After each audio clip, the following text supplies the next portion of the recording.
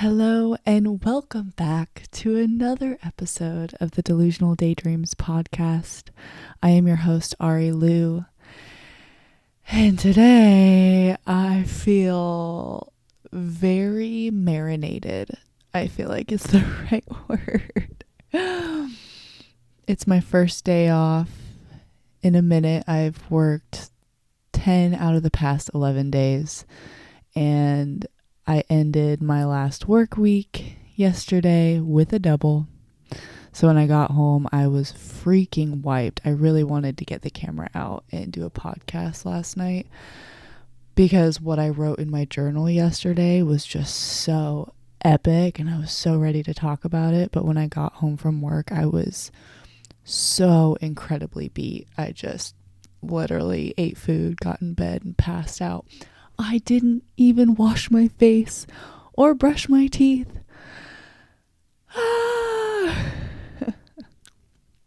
I'm admitting it. I'm not perfect. I have days where I do that, where I'm lazy and I forget to do the self-care things. And not even forget, but just bypass it. So this morning, I had my coffee, I ate breakfast. I still haven't even showered. I haven't brushed my teeth. I haven't done anything, because I just really wanted to get the camera out this morning and just kind of get some shit off my chest. So yeah, marinating in my humanness and beyond just my lack of self-care in the past 12 hours. I've really noticed my humanness starting to emerge. I've been growing out my fingernails for the past couple weeks, and it has been grossing me out beyond repair. I was originally doing it because I heard this idea from a coworker that you can grow out your own nails and then go and get them done with like a gel manicure and have them look like professional fake nails, and they look really pretty, but they're natural, so you're not fucking up your fingers. But what I've learned about myself is that I hate having claws. Whether they're real or they're fake, I feel disgusting. Rawr. It makes me cringe just thinking about it. So now that I have a day off, today I'm definitely getting rid of these bad boys. And not that they look bad, like I've been keeping them manicured so they're not like scary looking, but I just feel gross. I think another thing that doesn't help with that is that I am very tall. I have long limbs, long phalanges.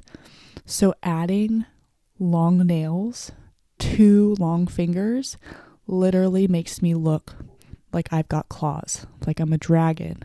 And it is not a vibe. Not my vibe anyways. And on top of that, my skin has been having a heyday. Not only am I breaking out all over, but my eczema is coming back, which is really bizarre because I, growing up, never had skin issues. I never had to deal with acne. I never had to deal with eczema. I was very fortunate growing up that I never had to deal with any of that. So it's very humbling being an adult and having to deal with adult acne and adult skin issues. And the eczema part of everything really started up after my 2 miscarriages and going through those hormonal shifts within my body. But since it's been really cold the last couple days here, my skin has just been literally looks like I'm a snake that's peeling. It's so bad. So I'm just really being reminded how human I am and how imperfectly perfect I am. And just realizing that everybody has their own things, and everything I see online or everything people are projecting, even the people at work, like that they're perfect. They have their lashes done, they have their nails done, their makeup's done, their hair is done. It's like everybody has their own human shit that they're dealing with, and mine literally came to the surface and was there for the whole world to see this week. So I'm just marinating in it. Haven't even done my hair today. Welcome to the madness. Now, this is not what I wanted to talk about today at all. And it's weird because I had this thing that I wrote out yesterday that I really want to talk about, and I will get to it. But something that's been popping up in my mind that I feel like I just need to get off my chest is, it was my mom's birthday the other day. And if you've been following my journey from the beginning, when my life really turned upside down through the breakup, my mom and I had kind of a separation, and we're in this kind of estrangement period right now. And this isn't the first time that her and I have been in a phase like this. My mom and I have always had a rocky relationship. This one feels pretty different though. This one feels, I don't want to say, I don't want to say permanent, but this one feels a little bit more long lasting, a little bit more like a part of the destiny, a part of the path, and a part of the learning lessons for both of us in what we're meant to learn and discover about ourselves through relationships in this lifetime. But it was my mom's birthday the other day, and I sent her a gift. I sent her a homemade candle. Shout out to the 2 lit homemade candles that I made with my grandma a couple weeks ago. I'm absolutely obsessed. One of my new favorite things to do. I love candles. I love setting a vibe. This is the vibe. But I sent my mom a really pretty homemade candle, and I made it really cute. I had this like little note card that I dyed the paper with a tea bag and like had it look all old and wrinkled and ripped up. And then I watercolored like happy birthday on it. It was just cute and tiny, and I thought it was awesome. But that was kind of my way of, just not feeling like I'm completely ignoring her, that I'm acknowledging her presence, respecting her as my mom, and coming to the understanding that, just because we're kind of talking again, we've talked twice since everything. Talked once in January and once in February. It is now March. And at this point, I've kind of come to the acceptance that I'm no longer going to wait for her to reach out to me. I'm not going to expect anything, and I'm not going to let myself get disappointed by her not wanting more of me, and coming to this forgiveness in a sense of, I understand who she is, why she thinks the way she thinks, why she's maneuvering the way she's maneuvering, where she's at on her journey, and how I fit into that with everything that's gone on, including accepting some of the things that I've done and I've said. But I've just come to this acceptance and forgiveness of who she is and what that means to our relationship. But just because I forgive her and I accept her and her lack of mothering, or just, what I would, again, I have to release my expectations, because what I expect out of a mother is, a mother wants her children. A mother wants to talk to her children. A mother wants to have a close relationship with her children. But I have to release my own expectations and what I want to feed my own ego, and just understand she is who she is, and she's going to navigate this relationship how she is going to navigate it. And I'm no longer going to expect anything from her, because by expecting things from her, I'm putting myself right in line of fire of disappointment and getting upset. But just because I accept her and understand her and forgive her doesn't mean that I need to provide full access of myself to her when she's ready to open up to that. I still have the choice to set boundaries and protect my peace and choose my peace over everything. You know what I mean? So it's like, just because you forgive someone doesn't mean you need to have constant contact with them and they're going to be in your life and you're going to have this amazing relationship. Sometimes forgiving someone and accepting someone is simply for you to release holding on to this hurt. It's for me to let go. It's for me to create the space to heal and move forward and find the love within myself that I'm seeking from the external, aka my mother. So yeah, I'm at this point, I sent her a gift and I was really excited about it. We didn't talk on the phone or anything, but she did text me thank you. And yeah, at this point I really just don't know how to navigate it, but she's been on my mind. And more specifically, what's been popping up into my mind, because her birthday is very triggering, anything that reminds me of her or that side of the family is very triggering because it makes me think of just a lot of things that, I not only miss about that side of the family and our relationship that we used to have, but just things that have been said to me and make me feel like I'm not enough or I need to work more on within myself and my own journey. But one of the things that has been very triggering thinking about that whole side of the family is I specifically am someone who has a really hard time like making concrete decisions. That's a lie. I'm very good at making concrete decisions and taking action and taking risks. I think where I struggle, and maybe this isn't even a struggle point, but from some perspectives, I struggle with commitment down one specific path. And it's this idea that has been instilled in me, more specifically from my mom's side lately, of a jack of all trades and a master of none.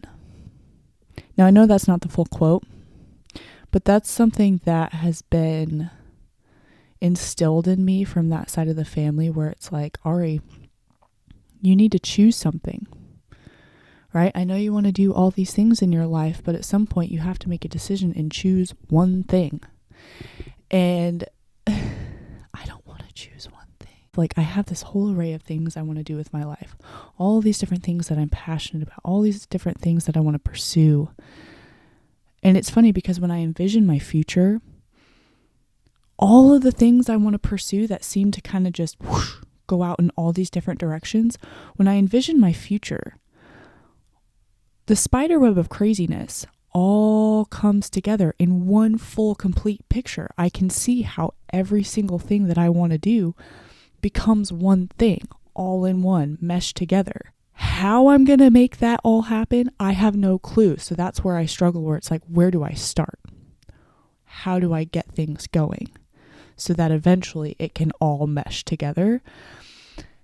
And in this process of taking everything step by step for me, I've just been reminded lately that, well, maybe you should just choose one thing. Maybe it's not realistic to think that you can do all these different things within your life.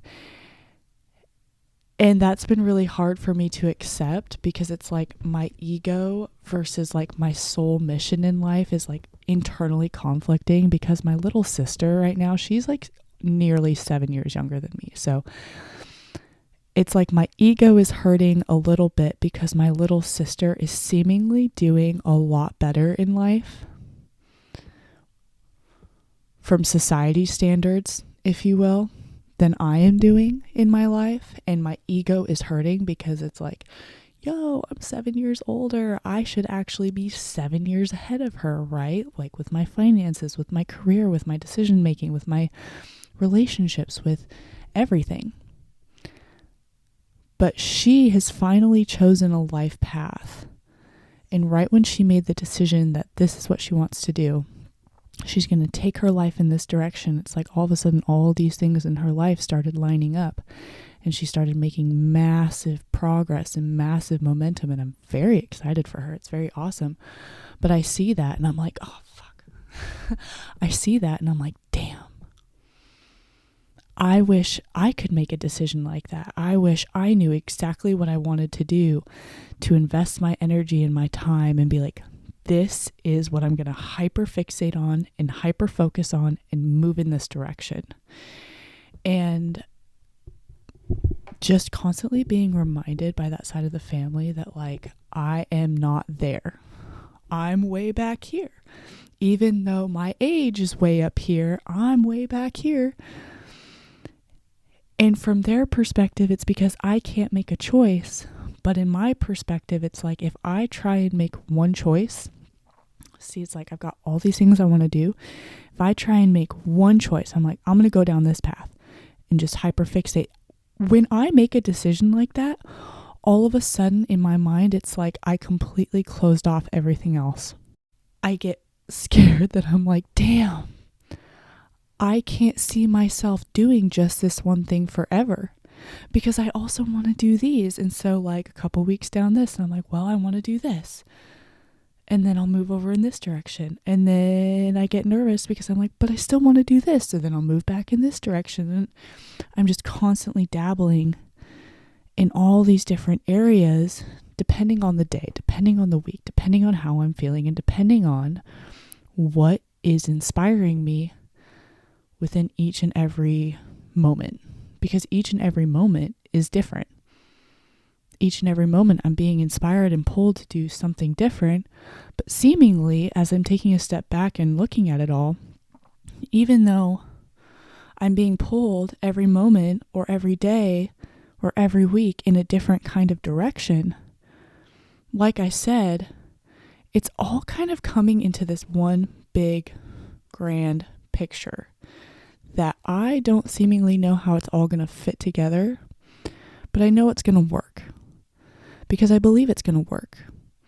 And I truly think and believe that whatever you believe to be true in your reality is what is true for your reality. What you believe is what is. As above, so below. And the universe will constantly show you that what you believe is true. And for me, I believe it's all going to work out. I just feel like maybe I have a little bit of ADHD. I don't even know. But I just like to do a bunch of different things. And every single day it's different. And I don't think there's anything wrong with that. And I was reminded this morning too. I was watching the Food Network this morning with my parents. And this one lady that I've watched for years with them, the Pioneer Woman, her whole intro is about how she's a mom, she's a country girl, she cooks, she writes, she does photography, she's a blogger, she does all these different things. And she's successful and merged all of it into one big thing. And I'm like, that's exactly kind of what I want to do. I love to write. I love to be a personality. I love to be on camera. I love to talk. I love to do artistic shit. I love to get creative and be crafty. I love design. I love visualizing. I love daydreaming. I love coming up with fun ideas. I also love animals. I love farming. I love food. There's a lot of things I love. And it's like, how do I bring this all together into one big picture of intentional impact? And I think I'm moving in the right direction. It's just like having faith that I'm on the right path, and every single day that I am moving where my intuition is telling me to move, aka my heart is pulling me to move, which is not always in the direction of where I want to go. Right? Or what is comfortable. Because generally what we want is what is comfortable to us. Our intuition and our heart is going to pull us into discomfort, out of our comfort zones.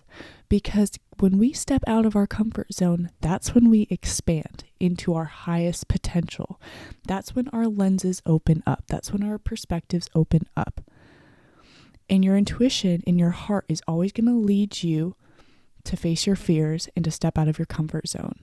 And day by day, that's navigating in different directions, but having faith that the universe is guiding you with every step you take, and having faith that just because you can't see the big how, you can't see the entire trail leading you to your final destination, doesn't mean that you're on that trail and it's not taking you there. You have to be so present in every single moment to make sure that you're not tripping on rocks, that you're taking the right step, step by step. And I feel like that's what I'm doing right now. And someday it will all make sense, because I truly believe that I am here to be a creative. I am here to inspire others, not by telling them what to do or how to do something, what you should be doing. No. Because what I'm doing with my life, I would not recommend to literally anybody else. Because what I'm doing with my life is uniquely meant for my own journey, and everybody is here for their own unique soul mission. But what I can do is simply take the action, take the risks, and face the fears within my own life. Step out of the comfort zones of my own life and my own path. And by doing so, that will simply set the example for other people of what is possible. Because I can't heal anybody else. Everybody has the power to heal themselves, and only themselves. And it is up to us as individuals to step into that power of realizing that we have that power in the first place. And humans do not expand their perspectives by being told so. We open our perspective by being shown and by experiencing. We have to watch or experience something that moves through us. And that movement of energy is our emotions. Our emotions are the telltale sign and signifiers of what we should be doing. They're the messengers of where we should be moving in our life. They are the energy eggs, if you will, in the steps that we should be taking along the journey. We are artists. We are here to experience the world physically and then feel the emotions that we feel through physical experiences and sensory experiences, and transmute that movable energy into something creative. Even just taking action is something creative. When you have a thought and you transmute that thought into an action, you are creating. You are taking something from the mental and bringing it into the physical. And what makes you want to do that is the emotion that drives. The emotion is the driving force of taking a thought and moving it into the world, which is why emotions are so powerful. Which another topic of conversation that just popped into my head is, why do you think our society downplays emotions so much? It makes people feel fucking crazy for having emotions, for feeling depressed, for feeling angry, for feeling sad, for being too excited. People that feel really deep emotions, we label them as like, there's something wrong with them. There's chemically something wrong with them, and we need to fix them. We need to numb that down so they don't feel anything. But really, we should be taking that fucking emotion, taking that anxiety, taking that sadness, taking that anger, taking that excitement. Take that free fucking energy and use it as the fuel to doing what we're meant to be doing in this lifetime. Expressing it in an intentional way. Learning how to read our emotions and use that as fuel to the fire. Could you imagine what kind of world we would live in? Or what our world would be like if we actually embraced our deepest emotions, the lowest of lows and the highest of highs, and we felt them and we sat in them without judgment, without attaching ourselves to them, and just looked at them like, what is this trying to tell me right now? How can I use this? How can I express this? Through dance, through painting, through pottery, through music, through writing. That is fucking free energy. Use it. Could you imagine the world we live in? How much more beautiful everything would be, because everything would be a piece of artwork. That's just simply a form of expression. We would all be understanding each other maybe a little bit more, because we are able to see everything as a piece of artwork, and we are then able to experience and feel the emotion of that artwork and open up our lens to further perspectives. Because us as humans, every single individual, every single piece of life form is a piece of the all-knowing puzzle, of the all-knowing consciousness. It's like, imagine a diamond, right? There's a diamond, and on a diamond, there's all these different facets and sides. And when you look at it, it's like every single little angle and cut of the diamond represents a different life form, a different human, a different perspective, a different lens, but it's all connected to the same thing. And when you put it all together, it forms this beautiful all-knowing consciousness. And I do think that we are here to experience our own perspective, right? Because we are the universe experiencing itself. But we have the opportunity to expand our lens into different facets of perspective through the artwork, through the creation of everybody's lens and perspective. We are able to open up our awareness to what other people are experiencing, to what other people are feeling, based off of stories being told, based off of artwork being created, based off of any action being taken that's made through the transmutation of emotion. And when we experience other people's perspectives and open up our lens of awareness, we start to realize that the world is not as big as we thought, that we have a lot more in common than we thought. And maybe our whole purpose as humans being here is to come to the understanding that we are simply here to experience, create, and through creation, open up awareness so that we can all come to the understanding that we're so much more connected than we thought. There is no difference between you and I. We're all a part of the same diamond. I'm just a different cut on the diamond. I'm just seeing things a little bit different because our perspective is what we were brought into the world as, right? Like, first off, when were we born? What's our astrology? What was the gravitational pull and the chemistry of everything being brought into this life, right? What are our genetics? But then what is our upbringing? What is the environment? What was the education? What were our traumas? What were the things we had to heal, the things we had to go through? Everything that we went through creates our lens, creates our side of the diamond. And that's why everybody's is different, because not one singular person has the same exact upbringing as the other.